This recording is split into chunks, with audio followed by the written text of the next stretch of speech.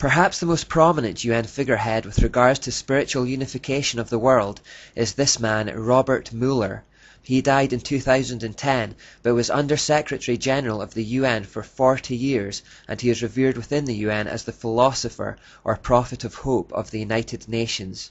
His spiritual viewpoints were quite clear. He said, "We must move as quickly as possible to a one-world government, a one-world religion, under a one-world leader." He believed that peace for this one-world order rested primarily on religion, saying, "Peace will be impossible without the taming of fundamentalism through a united religions that professes faithfulness only to the global spirituality and to the health of this planet." He also said, "My great personal dream is to get a tremendous alliance between all the major religions and the UN." Because he held one of the top jobs in the UN for 40 years, he obviously had huge influence on the goals of the organization, but the problem goes much further than that, because as well as being the driving force behind the spirituality of the UN, he also created something called the World Core Curriculum, which, as the name suggests, is intended to be an education program or framework for the entire world.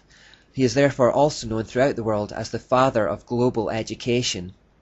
Not only this, but he actually established specialist Robert Mueller schools, where his educational ideas could be taught in their purest form. There are over 30 in existence, and more are being established each year.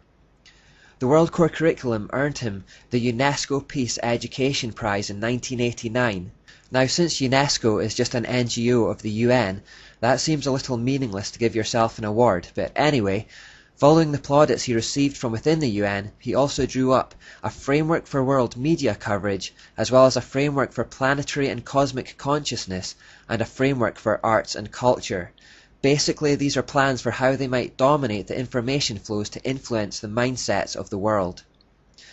My focus is the World Core Curriculum because the idea was that the UN issues this document to the nations, who then use it as the framework for their own regional school curriculums. By this method, all the schools around the world would start teaching their kids the same ideas about life. The coming generations would then have the same worldview and the same attitudes for the New World Order.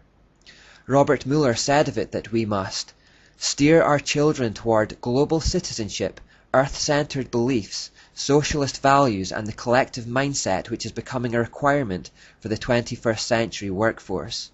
He went on to say, "A World Core Curriculum might seem utopian today. By the end of the year 2000, it will be a down-to-earth daily reality in all the schools of the world."